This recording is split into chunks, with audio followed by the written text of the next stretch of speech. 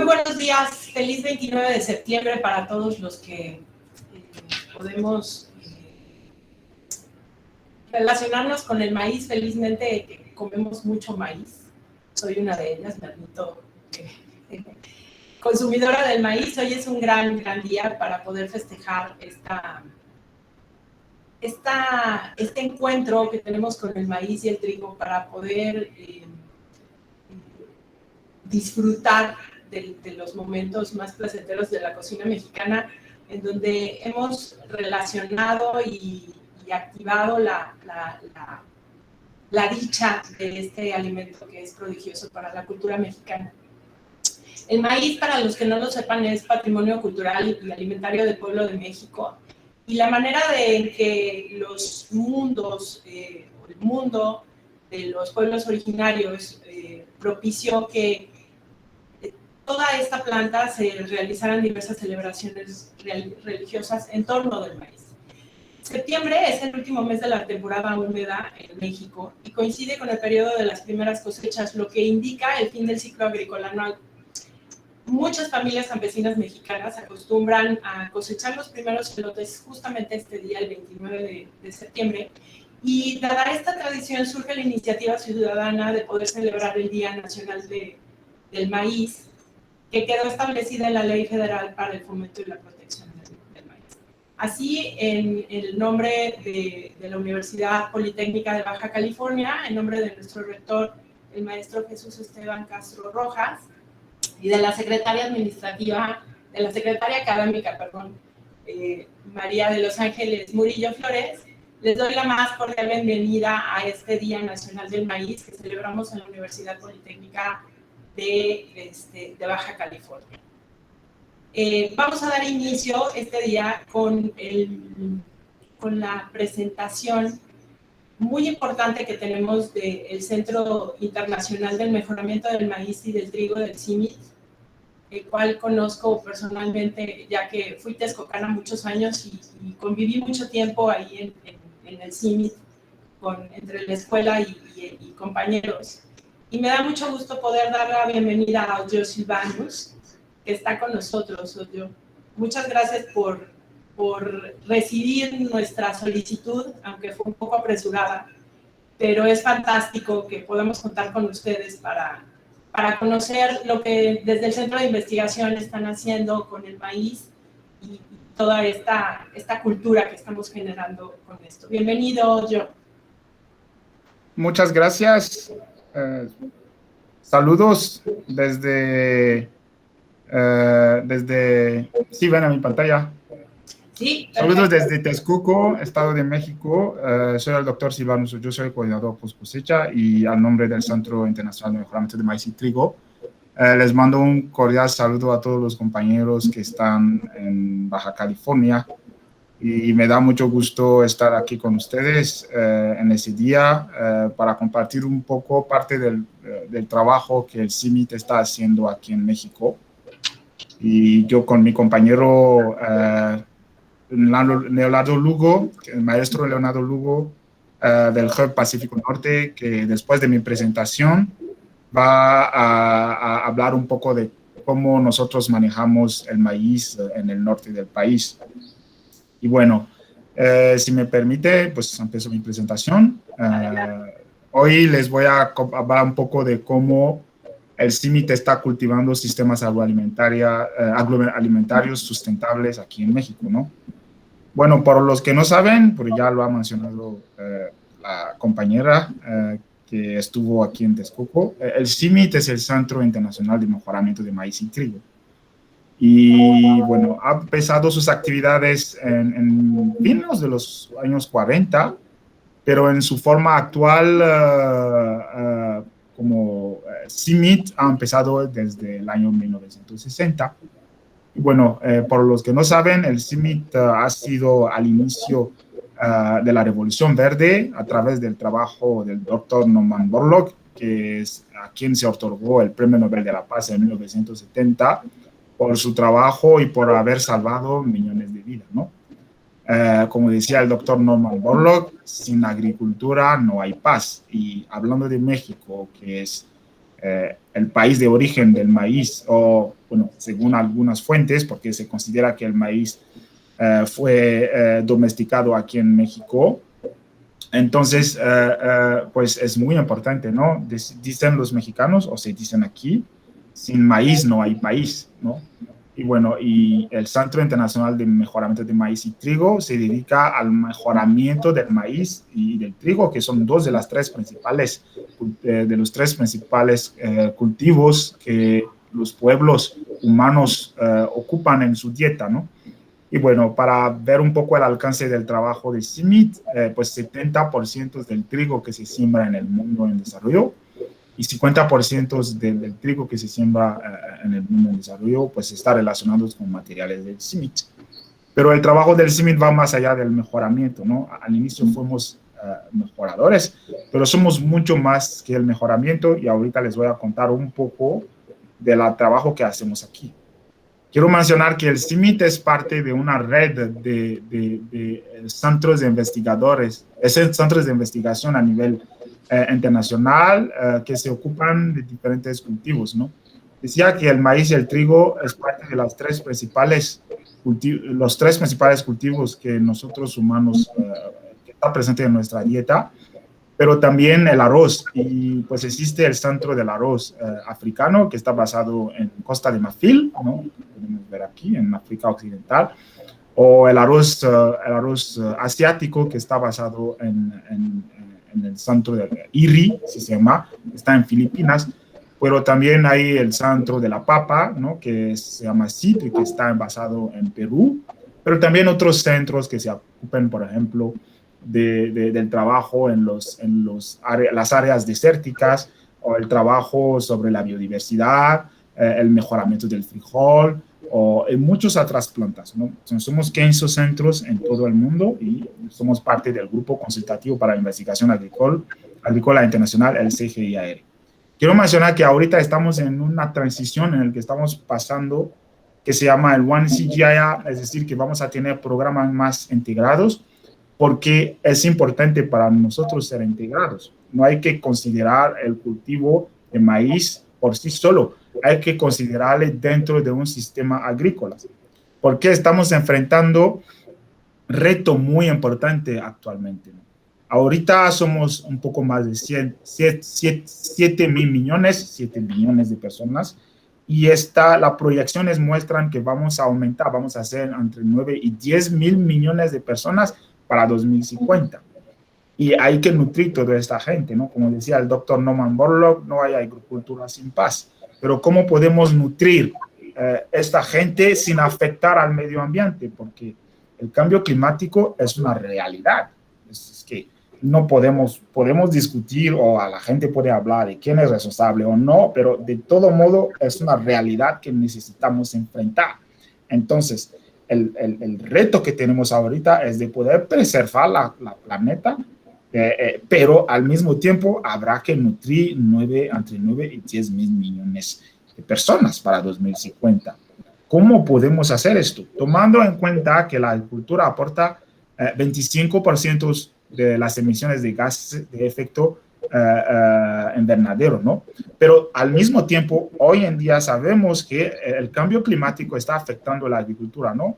A través de diferentes fenómenos meteorológicos, como extremos, ¿no? Como sequías, inundaciones, como hemos visto, ¿no? Hemos visto este año muchos problemas de inundaciones, no solo aquí en México, pero también en Europa, en Bélgica, en Alemania. Hubo mucho cultivos afectados, pero también vida humana afectada, ¿no?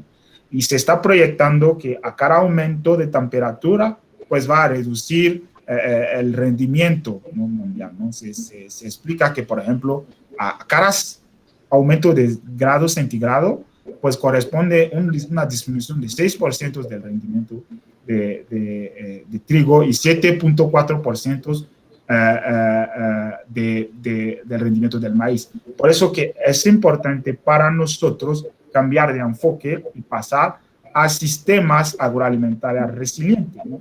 Con el objetivo es de tomar en cuenta todas esas actividades, relaciones que determinan cómo el alimento se produce, cómo se procesa, cómo se distribuye, y también tomando en cuenta a los humanos, ¿no? que moldean estas actividades en cada etapa. Eso es el enfoque que el CIMMYT y el resto de los centros CGIAR están tomando ahorita, y nuestra visión se basa en diferentes pilares, ¿no? Como producir más con menos, agregar valor a la producción de grano, aumentar la resiliencia. Estamos viviendo una crisis muy importante, la crisis del coronavirus, en el que hubo muchos, hay falta de movilidad, y una pregunta sencilla que teníamos era cómo hacer que los insumos agrícolas que los productores tienen, que llega estos insumos en falta de movilidad. Y como lo dicen algunas personas, estamos viviendo una crisis, ¿no? La epidemia, la pandemia de la hambruna, que es siempre presente, porque 800 millones de gente todavía tienen problemas de hambruna aquí en este mundo, ¿no? Y en 2021, 800 millones de gente todavía no tienen suficiente comida para comer. Entonces, eso es un problema en el que necesitamos llevar soluciones, ¿no? Y también aumentar la inclusión, no dejar a nadie de lado, ¿no? Y esto lo hacemos a través de diferentes actividades, empezando con los bancos de germoplasma, voy a regresar con esto, la mecanización, práctica sustentable, ¿no? Como para evitar justo de dañar el medio ambiente, práctica post cosecha o herramienta de apoyo para la toma de decisión.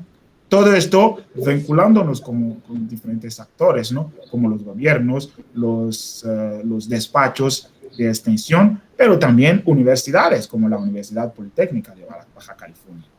Y esto, como lo hacemos, ahorita voy a dar unos ejemplos, porque en la agricultura, en el maíz, todo empieza con las semillas, ¿no? Y México, como en parte de Mesoamérica, tiene la custodia de la biodiversidad del maíz, ¿no? México es el centro de origen del maíz. Y México tiene la custodia de la biodiversidad del maíz y del trigo para el mundo, porque el CIMMYT tiene un banco de germoplasma en el que se guarda la diversidad del maíz de todo el mundo, ¿no? Tenemos 150,000 muestras de trigo y más de 28,000 muestras de maíces de 88 países.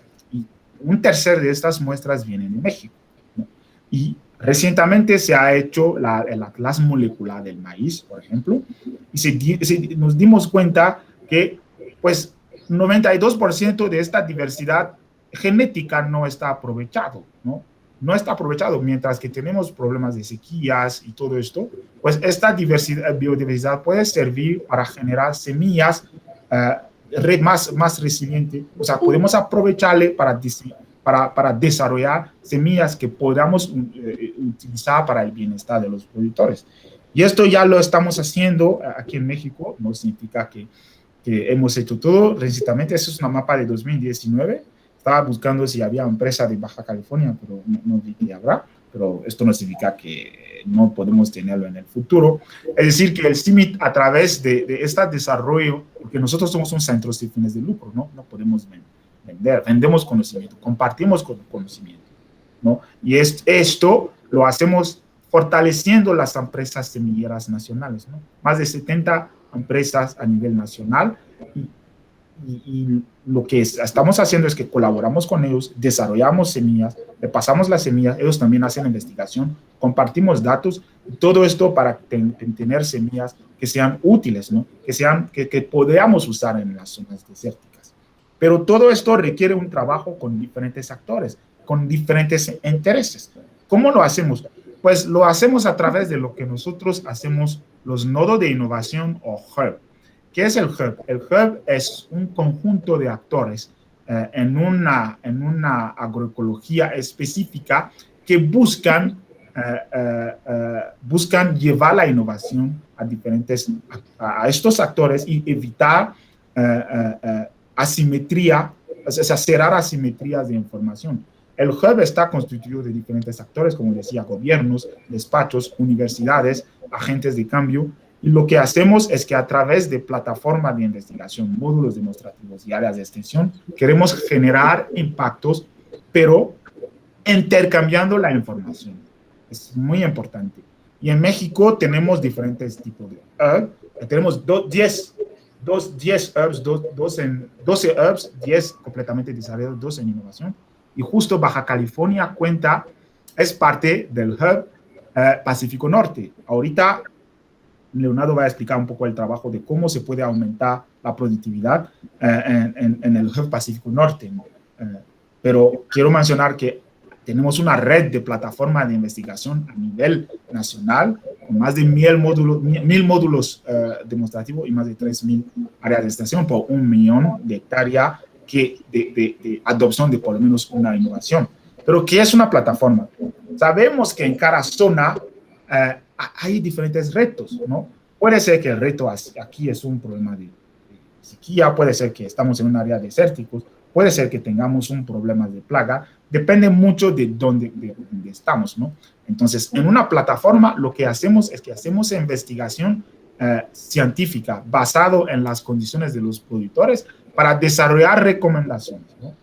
Y es importante para esto que estemos colaborando con colaboradores locales, es decir, gente que está en esta zona, que viven la realidad en esta zona.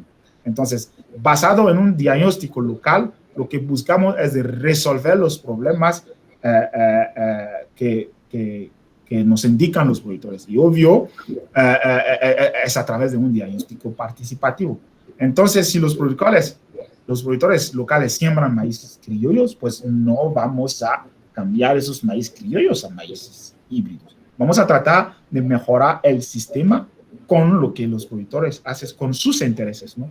Y a veces el interés no es de cambiar una variedad, o porque dependiendo del contexto, los intereses de los productores pueden ser muy diferentes. Estoy seguro que el interés de los productores de Baja California es muy diferente de los intereses de los productores en el sur del país, en Oaxaca, en Yucatán, donde la agricultura tiene diferentes otros objetivos, ¿no?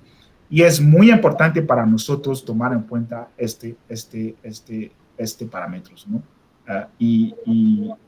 Por ejemplo, tenemos 20 plataformas de investigación dedicadas a la investigación con maíces criollos hoy en día.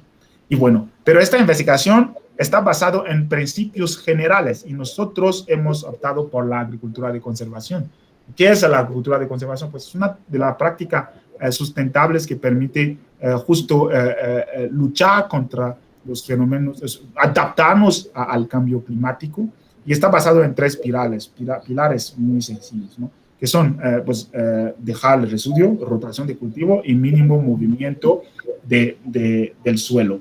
Pero hay que tomar en cuenta que alrededor de esto tenemos diferentes prácticas como el manejo de los nutrientes, el manejo del agua, selección de variedades o el manejo integrado de plagas, porque en un contexto los problemas pueden variar de un contexto a otro. Y es importante tomar en cuenta que la agricultura de conservación lo aplicamos a cualquier sistema, que sea el sistema de milpa, que sea el sistema de milpa integrado con árboles frutales. Cualquier suma se puede mejorar el sistema tomando en cuenta estos pilares, ¿no? Buscando la mejor combinación que permite resolver los problemas de los productores. Y bueno, aquí pusimos unos ejemplos, pues estoy seguro que Leonardo tiene otros de la zona, en el que mostramos aquí en Texcoco, en 2009 hubo una sequía, en el que hicimos una comparación entre la práctica convencional del productor y la agricultura de conservación, y se ve claramente que hay una diferencia en las fotos, ¿no? Si vamos a 2020, el año pasado, pues la misma cosa se observamos, ¿no? En la agricultura de conservación se permitió, las plantas pudieron manejar el choque de este estrés que vino el año pasado. Y hablaba del caso de la milpa, ¿no? En Yucatán, los productores lo que hacen es de buscar milpa. Es de sembrar milpa. Ellos usan milpa, que es un sistema con combinación con árboles frutales, chile, frijoles, con alta diversidad. Y bueno, en este caso, el interés que tienen los productores no es necesariamente aumentar los rendimientos, ¿no? Entonces, son sistemas muy específicos, y por eso que teniendo pilares, prácticas que todo el mundo hace, tratamos de adaptarlos a las condiciones locales junto con los colaboradores. Y bueno, Esos solo son fotos para mostrar diferentes visuales, pero a lo largo plazo observemos una gran diferencia, ¿no? Aquí en Texcoco y también en Sonora, en donde puse un gráfico de Sonora, pero una gráfica de Sonora, pero le puedo compartir si se necesita, pues se muestra que a lo largo plazo pues vemos una diferencia muy clara entre las prácticas convencionales de los productores y pues la agricultura de conservación. Mostraba el ejemplo de 2009, pues podemos ver aquí que en 2009 hubo una baja muy notable en el rendimiento, mientras que pues para la agricultura de conservación se mantuvo, ¿no? A pesar de las diferentes condiciones que tuvimos. Y bueno, para el trigo, la diferencia se ve más, aunque notamos una diferencia en el rendimiento y todo esto, pues se nota también en la rentabilidad, porque es un factor muy importante. A veces no vemos la rentabilidad, no es porque si aumentamos el rendimiento, pero esto incluye muchos insumos y al final la rentabilidad no es buena, pues no nos sirve mucho, ¿no? Entonces, es una variedad de factores que tomamos en cuenta para poder diseñar una estrategia dependiendo de las condiciones locales. Obvio, hablaba de rotaciones de cultivos, pues promovemos también diversificación de cultivos o cultivos de cobertura para el manejo de malezas, ¿no? Y bueno, para esto trabajamos con las instituciones hermanas como el CIAT, que tiene la tarea de desarrollar, por ejemplo, ¿cómo se llama? Por ejemplo, para hacer el mejoramiento de los frijoles. Si hablamos del manejo de las plagas, por ejemplo, en el que sabemos que en muchas áreas la gente se ocupa una gran cantidad de productos químicos sin tomar en cuenta todos los efectos adversos que estos pueden hacer sobre la salud. Pues hemos trabajado sobre un manejo agroecológico de las plagas, usando, por ejemplo, las trampas de feromonas, que se puede usar para monitoreo, ¿no? Pero también se puede usar para capturas masivas, ¿no? Es un trabajo que hemos hecho en colaboración con el INIFAP y han dado muy buenos resultados aquí en el Bajío. No sé qué tanto se ha ocupado en el norte, pero supongo que Leonardo tiene la respuesta. También quiero mencionar que hemos promovido, por ejemplo, los bordes de flores, ¿no? Para hospedar insectos benéficos que atacan justo estas plagas, ¿no? Y la idea es de poder hacer un control biológico o el uso de productos alternativos y todo esto para bajar la cantidad de productos químicos que usamos. Bueno, es bueno hablar de todas esas actividades, pero si realmente queremos llevar o ser más eficiente, más productivo en nuestro trabajo, pues necesitamos una mecanización, la mecanización necesaria. Y aquí en el CIMI tenemos una unidad de mecanización inteligente que ha trabajado en diferentes máquinas que se puede usar justo para aplicar la agricultura de conservación, para el manejo de las plagas, para la siembra, por ejemplo, cómo podemos hacer una siembra más precisa que va a permitir ahorrar la cantidad de semilla que ocupamos. Y todo esto son libres, son formatos, son prototipos desarrollados, porque como lo mantengo, el CIMI es un centro sin fines de lucro, entonces el equipo ha desarrollado muchos prototipos que se puede ocupar para promover estas prácticas y trabajan justo con actores privados para hacer llegar estas tecnologías a los productores. Quiero mencionar que la estrategia de la unidad de mecanización inteligente incluye también tener puntos de maquinaria en todo el territorio nacional, y esos puntos de maquinaria tienen estas máquinas, ¿no? Y un productor que requiere estas máquinas podría acercarse, prestarle, probarle y luego compartir los datos con la red para mostrar, para ajustarles si se requiere ajustes por, no sé, el tipo de terreno o por las condiciones. Pues y le decía, ¿no? El hub, lo que hace el hub es el hecho que todos los actores que están involucrados comparten la información. Y bueno, respecto a la post cosecha, porque yo soy el coordinador post cosecha, quiero mencionar aquí que el objetivo que tenemos en la casa de la post cosecha es que si hacemos la agricultura y perdemos 10, 15, 30, 50%, pues esto no es muy bueno. Y ustedes saben, son agricultores, no saben qué tan difícil es de producir grano Entonces, es una desgracia que después de todo tanto esfuerzo que perdemos una gran cantidad de este grano.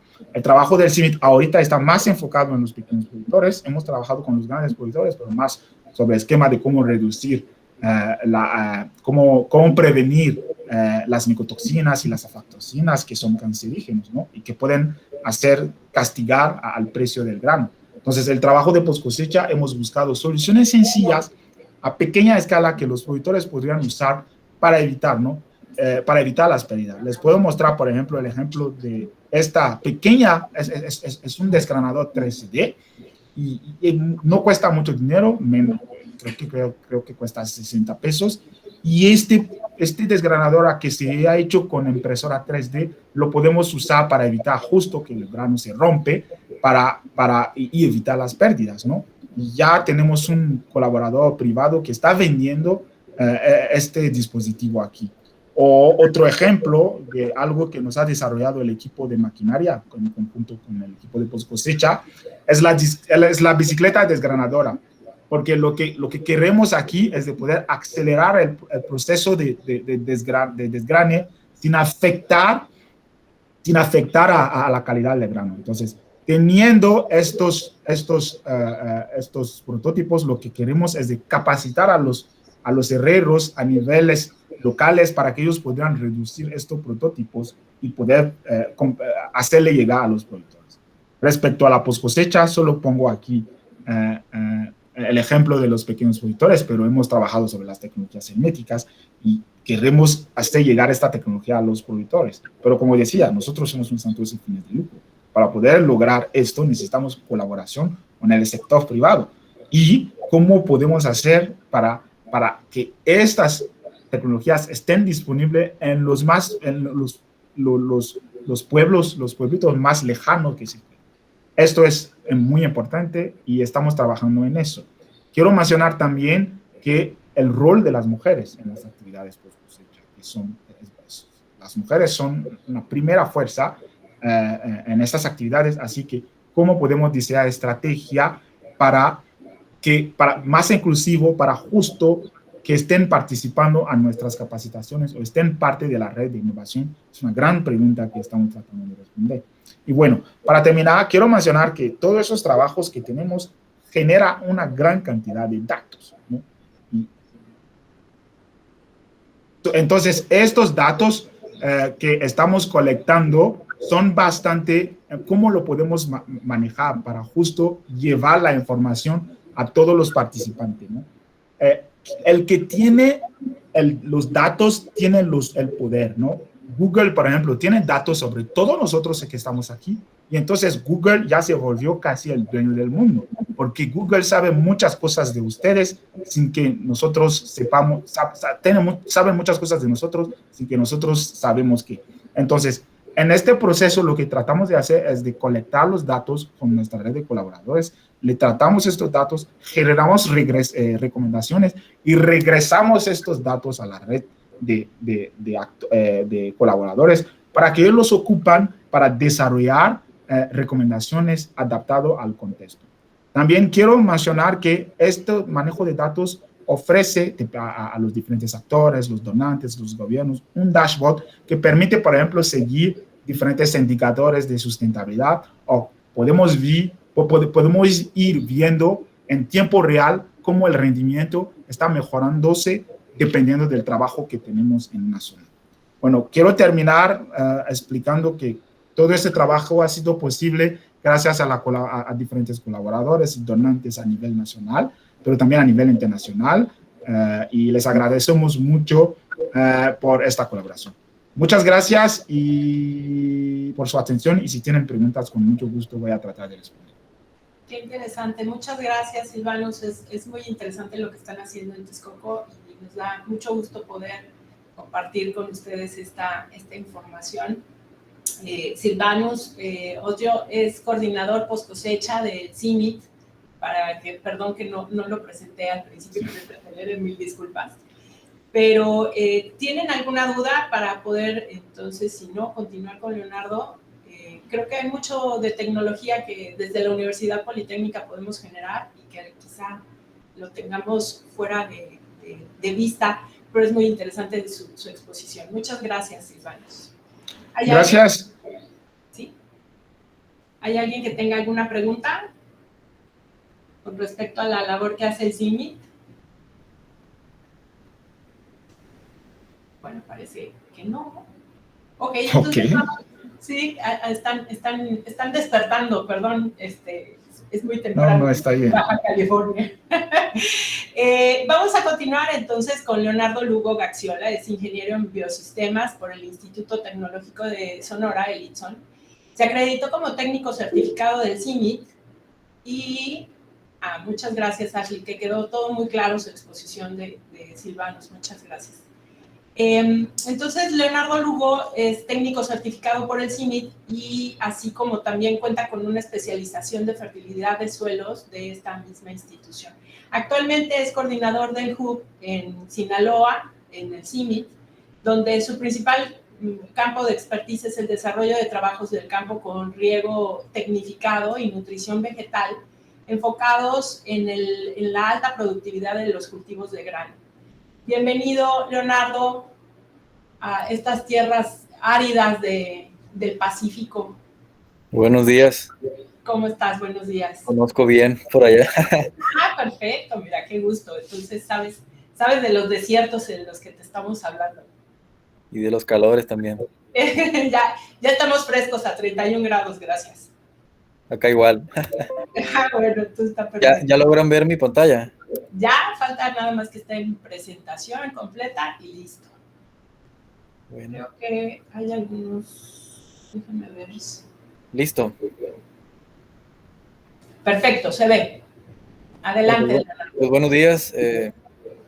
Como comentaba, mi nombre es Leonardo Lugo. Soy coordinador de HUB y represento CIMIC prácticamente en Sinaloa. Esta presentación, que es orientada a la producción de maíz del norte, pues obviamente va a estar más orientada a las condiciones y a las situaciones que vivimos en Sinaloa. Sin embargo, se parecen mucho a las condiciones de siembra de zonas como Sonora, parte de las Bajas, tanto Baja Sur como Baja California. Algunas de estas prácticas pueden ser muy similares porque prácticamente vivimos en un contexto parecido, ¿no? Tenemos riego, tenemos suelos con condiciones parecidas. Sin embargo, cambia un poquito el tema del clima, ¿no? Si bien son zonas áridas, son zonas calientes, sí varían un poco algunas prácticas, ¿no? Pero creo que sí les va a servir como una referencia de lo que es lo que se hace, ¿no? A modo de contexto, la producción de otoño-invierno en general se consideran producciones de maíz de ciclo largo. Son ciclos de 180 a 200 días de cosecha. Prácticamente en esta zona de Pacífico, el 100% del maíz que se siembra otoño-invierno es por riego por gravedad. Realmente yo creo que hay 0 hectáreas de temporal, por las mismas condiciones, ¿no? Que estamos en una zona árida. También el hecho de que se aplique riego prácticamente condiciona también que usemos semilla híbrida, ¿no? Y semilla híbrida pues quiere decir que pues, es tecnología, tiene bastante avance y mejoramiento. Por ahí también me gusta dejar claro que no son organismos genéticamente modificados porque muchas veces creen que lo que sembramos es transgénico y no, son semillas híbridos muy comunes. El 100% es híbrido, lo digo por lo mismo que platicaba anteriormente, que como es riego, no justificaría meter un criollo o una variedad. Por otra parte, la mayor parte de la producción de maíz es blanco. Me atrevo a decir que más del 95% del maíz que se produce en Pacífico y en Sinaloa es blanco. Todo el sistema es mecanizado, o sea, desde siembra hasta cosecha se utilizan máquinas. Por ahí entre medio pues se utiliza algo de mano de obra para la aplicación de riegos y algunas actividades muy ligeras, pero prácticamente todo es mecanizado, ¿no? Desde la cosecha, todo lo que prosigue es maquinaria y volviendo a caer de vuelta, ¿no? Con máquinas en cosecha. Sin embargo, también gran parte del sistema de producción de maíz tiene la problemática de tener monocultivo, ¿no? Por ejemplo, Sinaloa es un problema grave el monocultivo de maíz porque tenemos 20, 30 años sembrando maíz y en gran parte de los lotes, se puede decir que hay lotes de 20 años que no han cambiado de cultivo. Entonces por ahí se empiezan a apreciar algunos problemas de fusarium, algunas enfermedades, algunas plagas también, y es causado por esto, ¿no? Sin embargo, parte de la tarea de nosotros como CIMI también es buscar alternativas para esto, que pues eso requeriría también otra ponencia. La producción también relativamente es a nivel del mar. Si ven, por ejemplo, la producción en Sinaloa, la producción en Sonora, la producción que hay en la Baja, es básicamente casi a nivel del mar. Me atrevo a decir que Mexicali incluso está abajo del nivel del mar. Entonces, esas condiciones son muy similares. Ya entrando en tema, en la preparación del suelo, pues sabemos que hay diferentes sistemas de preparación para el suelo, ¿no? La labranza convencional, la mínima labranza y la agricultura de conservación. Aquí voy a platicar un poquito a fondo de qué consiste, ¿no? La labranza convencional, como la conocemos bien aquí en el norte del país, consiste en barbecho, en subsoleo, en rastreos, o sea, todo lo que es labranza primaria, ¿no? Labranza pesada. Posteriormente, muchos productores hacen nivelación, esto por el tema del riego, para tener un riego más eficiente. Se utilizan marcas o surcos convencionales de 75 a 80 centímetros. Comúnmente se utiliza el de 75, el de 80, que es lo más práctico por el ancho de apertura de la maquinaria. También existen las camas de siembra, son camas anchas, son camas que normalmente miden unos 50 o unos 60, que prácticamente sería como usar dos surcos de estos y hacer una cama ancha así. La tecnología de las camas anchas es muy utilizada en suelos arcillosos, no tanto los limosos, ¿no? Sin embargo, es algo que se ve por acá. En sistemas de labranza reducida, mínima labranza y agricultura de conservación, la mecánica cambia un poco, ¿no? Porque la mecánica está orientada a conservar a través del tiempo estos rastrojos o estos residuos, obviamente con la finalidad de aumentar la fertilidad del suelo y de proteger el suelo de la erosión por viento y la erosión por agua, ¿no? Entonces, la primera labor que hay que hacer aquí en estos sistemas es cosechar y a su vez a la cosechadora activar el sistema el distribuidor de rastrojos y buscar tener un colchón similar al que se ve en la imagen, ¿no? Una cobertura al 100%, aprovechando que las máquinas actuales de cosecha ya cuentan con estos sistemas. Sin embargo, el gran problema de este sistema es que todavía existe esta práctica que es quema, ¿no? En este caso es trigo, ¿no? Pero la representación creo que es válida. Incluso en Mexicali creo que todavía es problema, ya en Baja California. Entonces todavía es una práctica que debemos erradicar para que prosperen este tipo de sistemas de mínima labranza y de agricultura de conservación. Sin embargo, algunos productores ya aquí en la zona han ideado algunos sistemas o operaciones de campo para evitar que su paja se las quemen, ¿no? Y este es el caso de un productor en Culiacán que tenía problemas de gente que le quemaba el rastrojo y de gente que metía ganado a pastorear en sus terrenos donde ya no iba a hacer labranza. Entonces aquí les comparto el videito para que vean lo que va haciendo.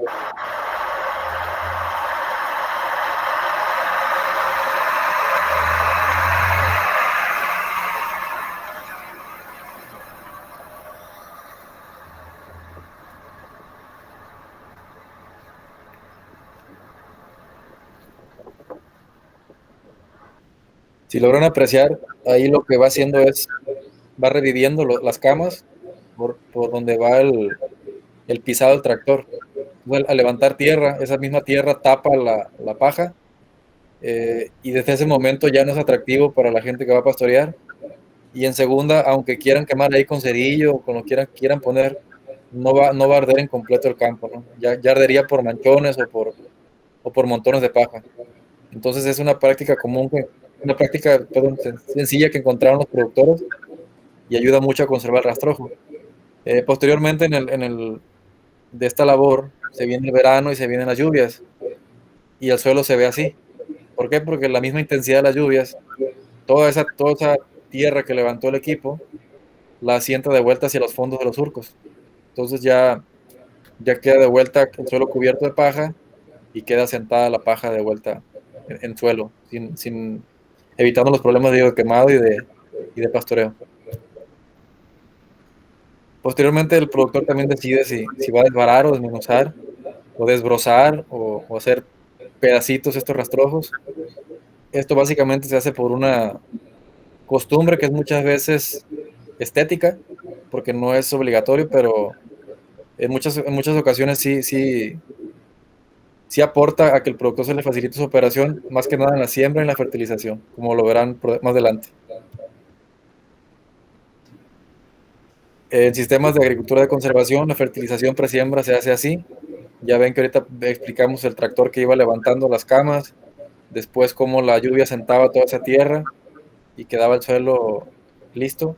Este es ese mismo lote, y aquí el productor lo que hizo simplemente para adaptarse al sistema de agricultura de conservación fue adaptar unos discos cultivadores en su equipo de fertilización. Es una adaptación súper económica y finalmente le hace ahorrar muchos pasos de maquinaria. O sea, aquí van a ver en el video cómo va funcionando.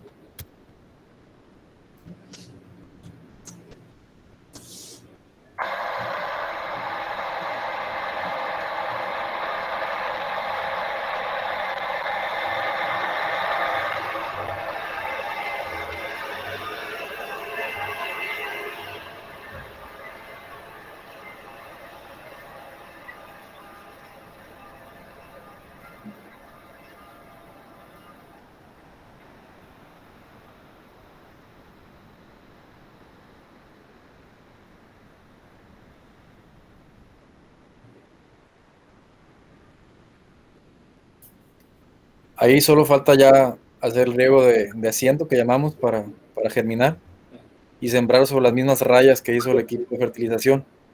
Entonces ahí ya prácticamente no es necesario un equipo especializado para hacer cero labranza o agricultura de conservación. Este es otro ejemplo de otro productor que adaptó sus equipos. Sin embargo, el productor en esta condición busca ampliar un poquito más esa franja de tierra que prepara para sembrar. Aquí lo van a ver en el video.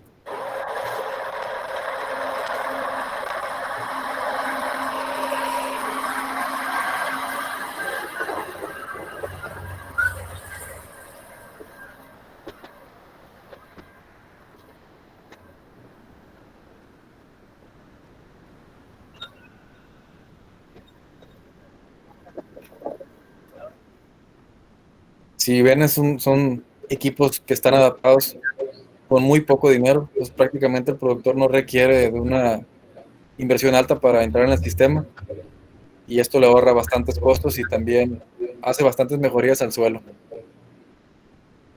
Este sí es un equipo especializado, es un equipo de labranza en franjas, son equipos que los fabrican en Estados Unidos, son muy costosos, pero también hacen muy buen trabajo, y este es el ejemplo de un trabajo que puede hacer.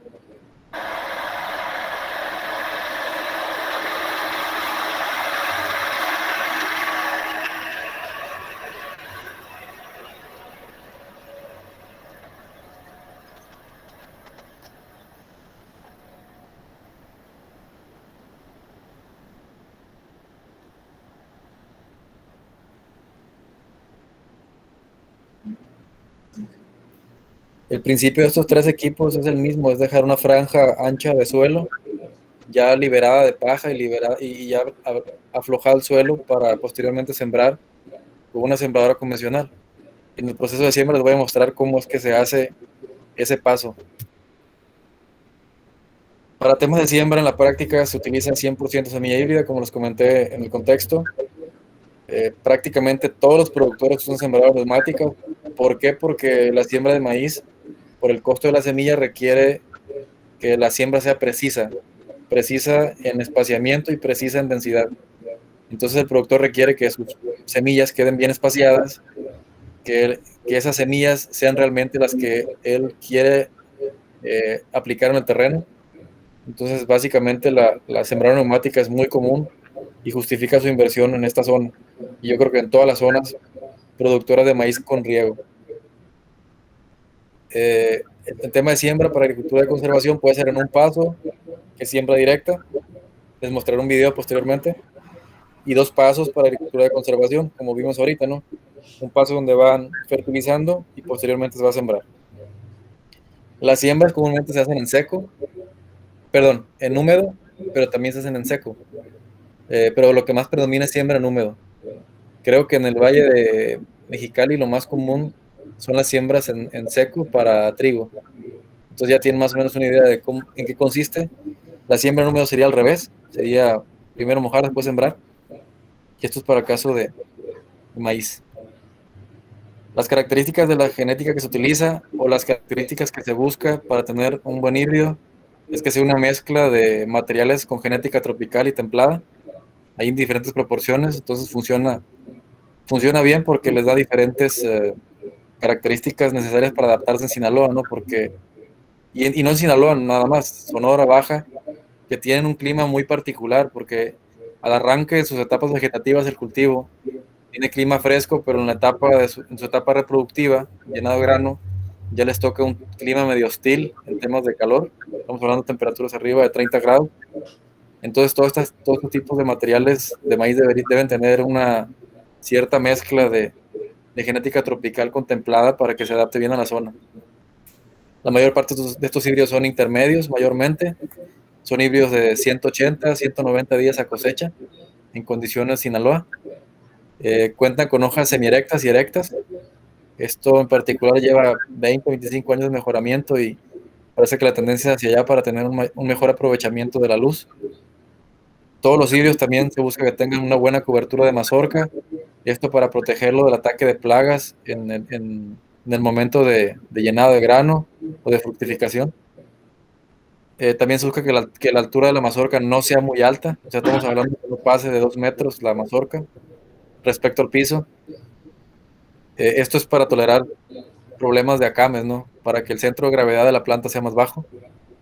También se buscan híbridos que sean tolerantes a alta densidad, y alta densidad me refiero a que sean más de 95,000 semillas por hectárea.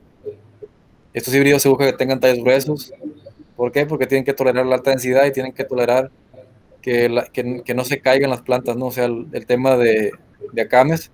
Entonces son plantas que tienen que tolerar altura, tolerar peso y tolerar vientos. También se busca que estos híbridos tengan tolerancia a fusarium, y es por la problemática que hablábamos al inicio, que el monocultivo de maíz ha llevado a los suelos a condiciones de presentar fusarium y otras enfermedades de suelo que prácticamente castigan el rendimiento final del cultivo. Entonces, todos estos híbridos tienen que tener forzosamente hoy día tolerancia a fusarium en Sinaloa. No sé en Mexicali y en Sonora, pero creo que es más acá el problema. Sin embargo, si en Mexicali llega a entrar el maíz y este se prolifera y se hace monocultivo, va a ser la misma problemática. Y Sonora sería también el mismo caso. También todos estos híbridos tienen que tener un buen stay green, y el stay green se refiere a que la planta se mantenga verde a través del tiempo. ¿Por qué? Porque las operaciones de maquinaria de cosecha requieren que la planta esté firme y bien parada para el día de la cosecha y que no haya plantas caídas o desgranes no deseados, ¿no? Y también, aparte de tener un buen stay green, estos materiales tienen que tener un secado rápido.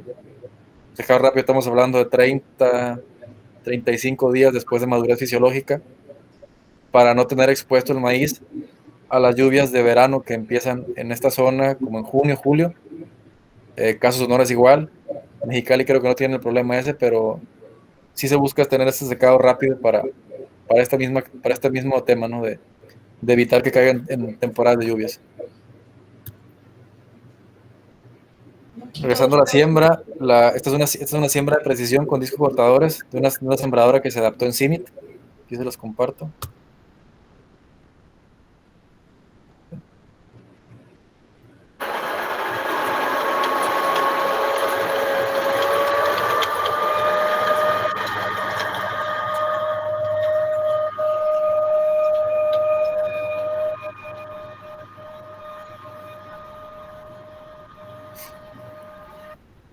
Si bien se aprecia, la sembradora hace muy buen trabajo de siembra, pero siendo sincero, es una máquina que se adaptó en CIMIT, que se mejoró en CIMIT, y finalmente tiene un costo muy alto. Entonces realmente no es una alternativa escalable para que el productor migre al sistema de agricultura de conservación.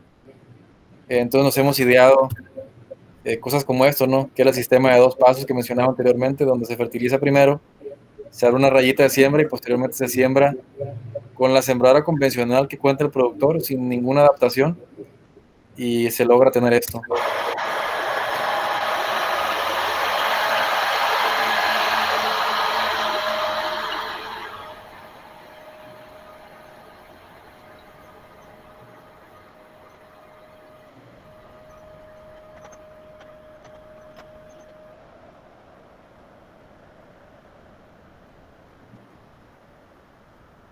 Lo bueno de esto es que la migración al productor, al sistema de agricultura de conservación, prácticamente no le cuesta. Sería nada más la adaptación anterior que platicábamos en los discos cortadores en la fertilizadora. Y posteriormente, como ven, la sembradora en modo convencional puede trabajar sin ningún problema. Incluso si ven el sellado del suelo, es tan bueno como si fuera una siembra en un suelo trabajado, un suelo movido. Y esto asegura el 50% del éxito del productor en su cultivo.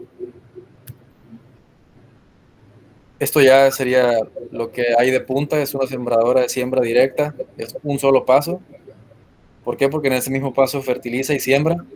En este caso es una fertilizadora de origen argentino y lo que hace es que siembra y fertiliza a la vez. Aquí les voy a compartir el video.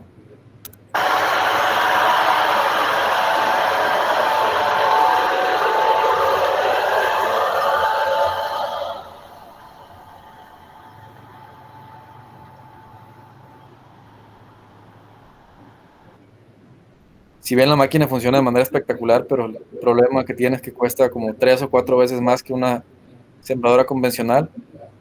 Entonces eso complica al productor que pueda hacer una inversión de estas y que justifique esta inversión.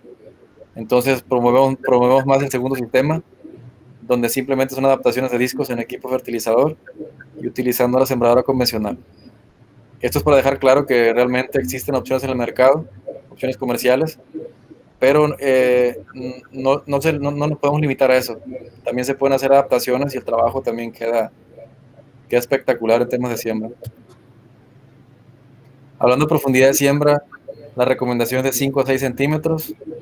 Esto es prácticamente para asegurar que la planta se fije bien y que no queden volando sus raíces nodales en la superficie del suelo.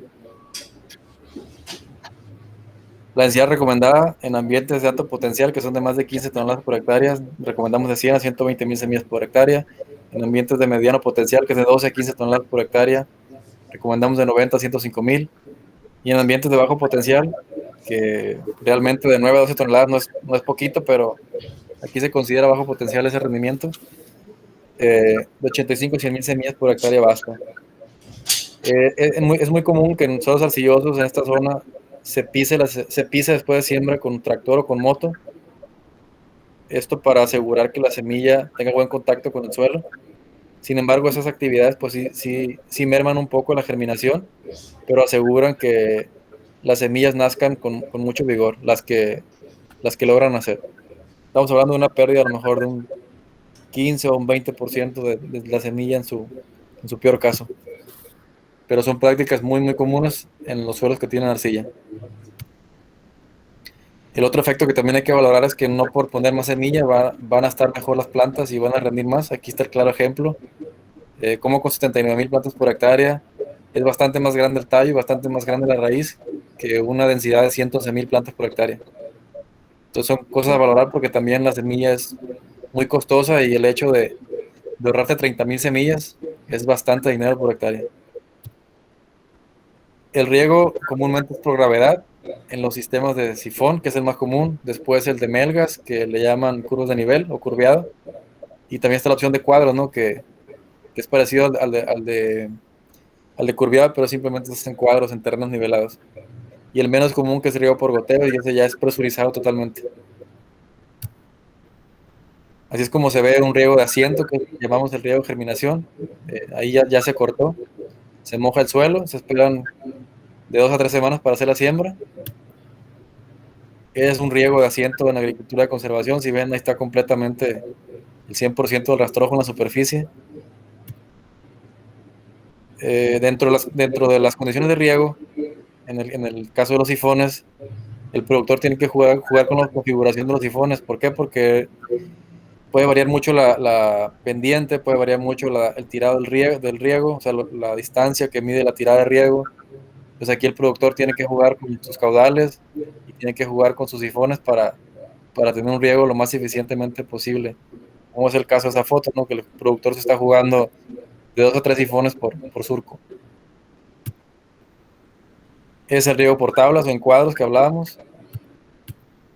Y así se ve un riego por tablas después de regado en agricultura de conservación.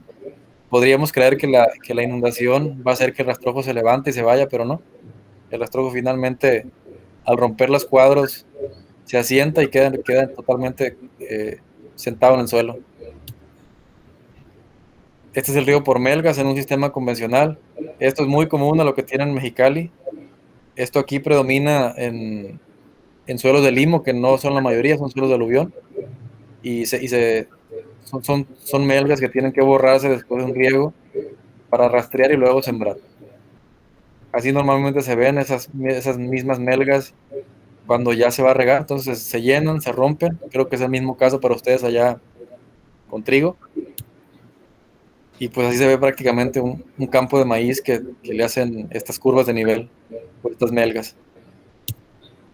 Sin embargo, pues hay que evitar los errores de aplicación de riego. Son muy comunes, principalmente en los bajos, tanto en sistema de sifones como en sistema de melgas y de curveado. Entonces esto demerita totalmente el rendimiento del cultivo, entonces son precauciones que se deben de tener. En el otro caso, esto es una siembra en seco, con riego por goteo. Ahí la semilla ya se puso en suelo y se está aplicando agua para que germine. Y si logramos ver el resultado de esto, ¿no? Es un resultado espectacular. No se pierde prácticamente semilla, porque no requiere bolillarse ni pisarse. Prácticamente todo lo que moja la cinta de riego, pues van a hacer. Y se ve de esta manera. La verdad que es un sistema espectacular para germinar maíz. Así se ven ya en sus primeras etapas. La particularidad de este sistema con goteos es que el cultivo se va muy uniforme en tamaño y en color. Y eso se ve muy bonito, parecen cultivos de postal. Brincando temas de fertilización, aquí comúnmente se hacen 2 o 3 fertilizaciones, empezando por la presiembra, la cual es antes de sembrar, antes del primer riego de germinación, y se aplica gas, puede ser una fertilización granulada o puede ser una fertilización líquida. Lo que le llamamos cierre de cultivo, que es cuando se hace el primer cultivo del maíz, que son las etapas de B6, B8, que es ya que el tractor va a dejar de entrar al campo. Ahí se aplica gas, puede ser también fertilizante granulado o fertilizante líquido. Una vez que ya el tractor no entra, pues tenemos solo la opción de meter fertilizante en el riego y puede ser como gas o en fórmula líquida. Y ya el tema foliar pues es sumamente amplio, ¿no? Aminoácidos, hormonas, ácidos orgánicos, nutrientes mayores y nutrientes menores. Eso es muy común. Principalmente el productor las aplica en sus aspersiones para controlar plagas. La estrategia de fertilización convencional de los productores en nitrógeno es aplicar en banda todo. Prácticamente el productor no tira fertilizante al voleo. Aplican de 300 a 400 unidades por hectárea, 50% en presiembra y 50% al cierre de cultivo. Algunos casos se aplica nitrógeno en el agua de 50 a 100 unidades por hectárea. Y las fuentes más comunes son el amoníaco, el urea, el sulfato de amonio, el Juan 32 y el Juan 28. Dentro del fósforo, normalmente el productor lo aplica, no escatima en este tema, y prácticamente el 100% de los productores lo aplican en banda, o sea, enterrado. Las dosis varían desde 30 hasta 80 unidades por hectárea. El 100% del fósforo se aplica en presiembra, nadie aplica fósforo después de este momento. Y las fuentes más comunes son el MAP, o 115200, como lo conozcan, y el ácido fosfórico. Dentro del potasio es poco común su aplicación. El productor que llega a aplicarlo, pues aplica una dosis baja de 20 a 60 unidades por hectárea. Cuando lo llegan a hacer es muy común que apliquen el 100% en la presiembra o el 100% en la floración del cultivo vía riego. Y las fuentes más comunes pues es cloruro de potasio, sulfato de potasio y a veces nitrato de potasio para aplicar en el agua. Dentro de los micronutrientes, zinc, fierro y boro son los más comunes. Esto es porque los análisis de suelo es lo que arrojan en menores cantidades. Es poco común su aplicación en suelo, sin embargo foliar sí es común. En presiembra muchas veces las agregamos en las fórmulas comunes de nitrógeno y fósforo, se meten en banda al suelo. Las fuentes más comunes pues son complejos granulados o complejos líquidos, y ya vía foliar todo lo que venga de la línea de quelatos. Como recomendaciones de fertilización siempre recomiendo fertilizar con base a análisis de suelo y el historial del lote. El historial se refiere a qué cultivos ha tenido, bajo qué condiciones lo han fertilizado y qué resultados ha tenido, o sea, qué rendimiento. También aplicar la totalidad de fertilizantes en banda sería lo ideal, esto buscando una mayor eficiencia del uso de ellos. Fraccionar nitrógeno 30% en presiembra y 70% en cierre de cultivo. Bajar las dosis, o sea, dosificar entre 250 y 300 unidades por hectárea. De ser posible, apoyarse con sensores infrarrojos. Esto requiere trabajos de calibración. Eso lleva tiempo, lleva investigación, pero sería lo ideal. Otra recomendación sería aplicar siempre el fósforo, al menos la dosis que está en los granos. Estamos hablando de 50 a 100 unidades por hectárea normalmente. No aplicar potasio, ¿por qué? Porque en la mayoría de los casos no se encontró respuesta, al menos acá en Sinaloa. Creo que Sonora es la misma condición. Sin embargo, para las bajas no sé si sea la misma recomendación. Yo pienso que sería lo mismo. He visto suelos de Baja California que tienen altos niveles de potasio y sinceramente no creo que requiera una aplicación de potasio siempre y cuando no sean lotes con potencial mayor a 15 toneladas por hectárea. Ahí sí yo pensaría a lo mejor recomendar un poquito de potasio, pero mientras no. Dentro del control de plagas, pues tenemos el manejo químico, el cultural, el ecológico. Pues aquí voy a entrar así de manera muy rápida. Las plagas más comunes es el gusano cogollero, el elotero, la mosca de los estigmas, los ácaros, el pulgón de la espiga, los trips y el gusano trozador.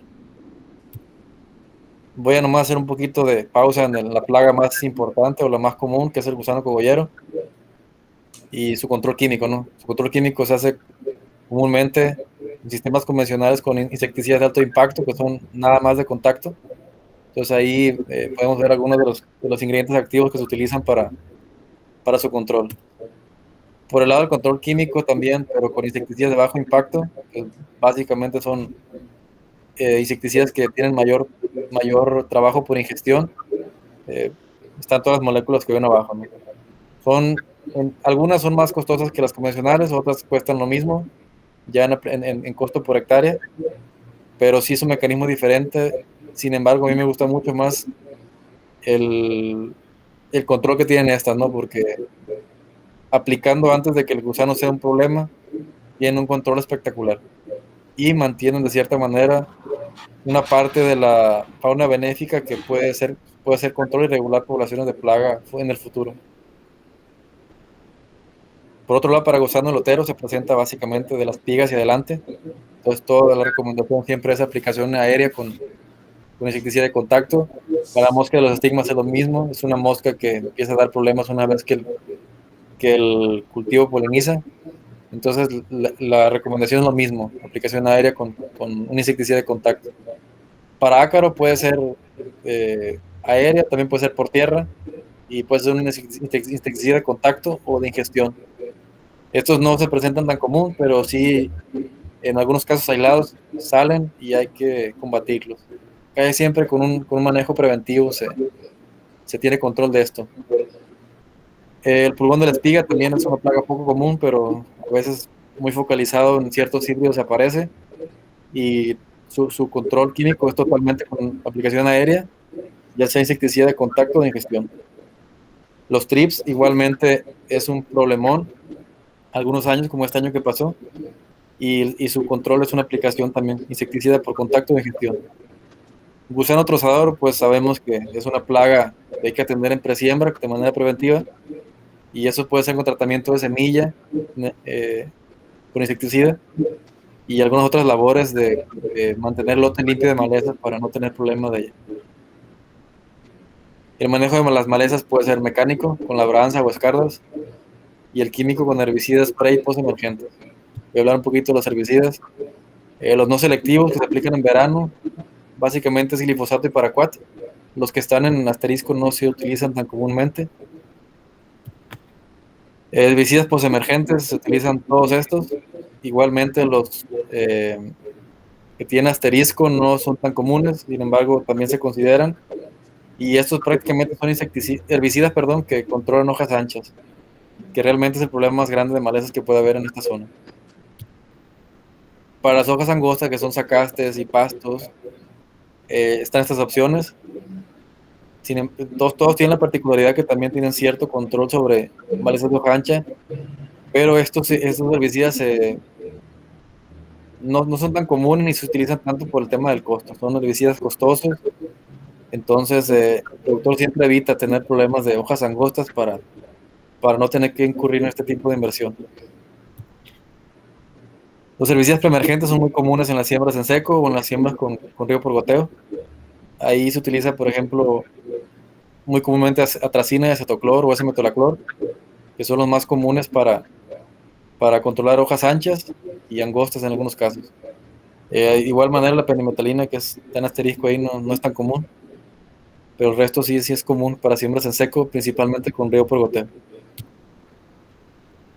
Para la cosecha, como lo hablé al inicio, se debe evitar que la planta esté seca, se sugiere que el productor haga una distribución uniforme de la paja que va saliendo de la cosechadora, así como se ve en la imagen, y se sugiere una humedad del 16 al 18% para la labor, ¿no? Ya que si uno baja del 14%, 15%, cae en riesgo de que la máquina quiebre grano y que también tire grano por la cola, como dicen, ¿no? O sea, que no pase por el filtro de la máquina y termine saliendo o se desperdicie en el suelo. Se sabe también que una cosecha muy seca puede tener pérdidas hasta un 7% en el rendimiento. Entonces es por ello que se recomienda criar un poco húmedo.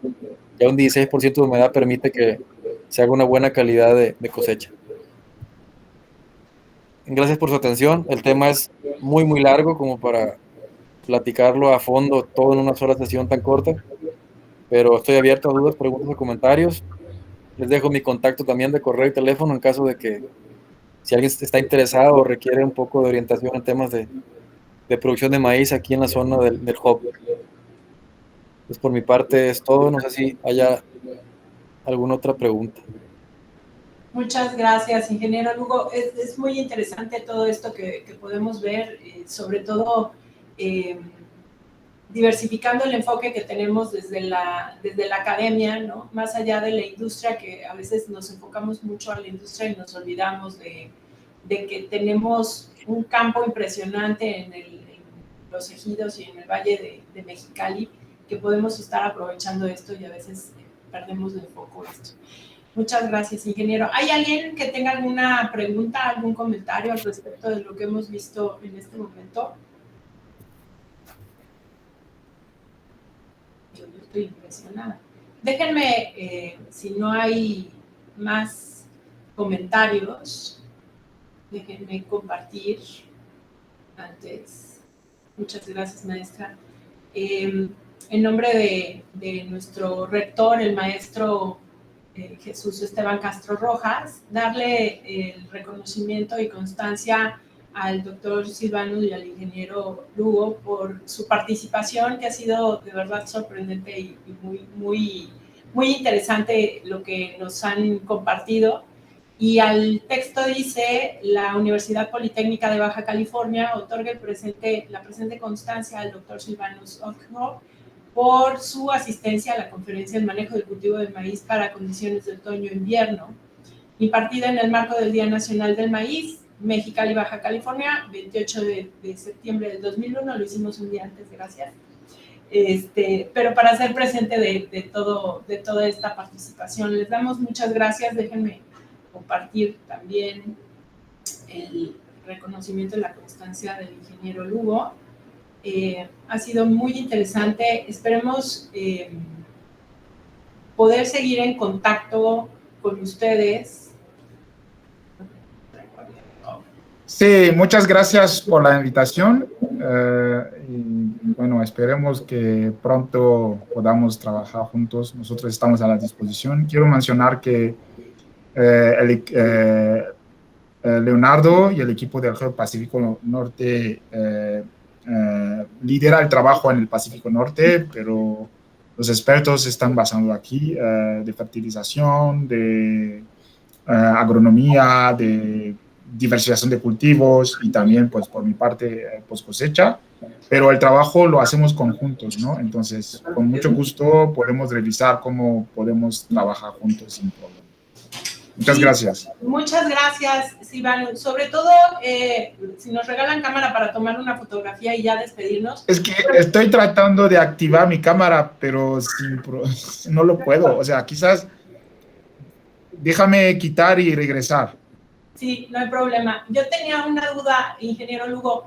El CIMIC da semillas, como un tanto de semillas cada cierto tiempo a los cosechadores. ¿Eso es posible que podamos intervenir desde Baja California para pedir semillas y empezar a hacer experimentos con la maquinaria que podríamos estar produciendo pensando? Listo. Es que no lograba activar la cámara. Aquí estamos, ya, perfecto. ¿Hay forma de que podamos hacer ¿cómo decirlo? Aprovechar las semillas que ustedes ya tienen en el laboratorio para nosotros hacer esta parte de experimentación? Sí, lo pueden direccionar su solicitud directamente al Hub. Leonardo, ¿puedes quizás poner el número, el contacto del Hub? Tenemos aquí, sí, ahorita lo comparto. Sí, con José Luis Velasco se puede vincular. O lo pueden hacer directamente a través de la página de CIMIC, pero yo les sugiero a contactar el Hub porque ellos saben los materiales que son buenos para la región y todo esto. Entonces, le pongo el link, no sé, hay un chat, ¿no? En el chat podemos usarlo. ¿Dónde está el chat? Aquí, ok. Entonces pongo el chat para la semilla, pero yo les sugiero mejor contactar el Hub porque ellos ya saben qué materiales se puede ocupar en la región. Perfecto, entonces lo tenemos aquí y lo compartimos en la grabación, que vamos a subir esto a redes sociales. Si nos regalan cámaras, chicos, para que quede la constancia, ya también ahí tenemos en el chat, pusimos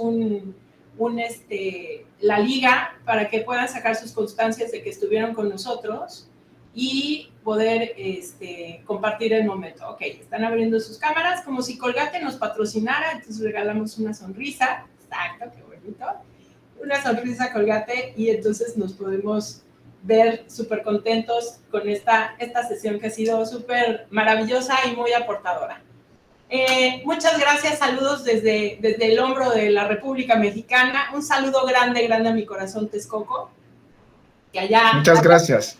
Muchas gracias a todos, los estamos viendo. Tenemos una conferencia a la 1:00 p.m, ojalá y nos puedan seguir acompañando con esta celebración del maíz. Muchas gracias. Gracias, muy interesante. Tomamos órdenes, hasta luego.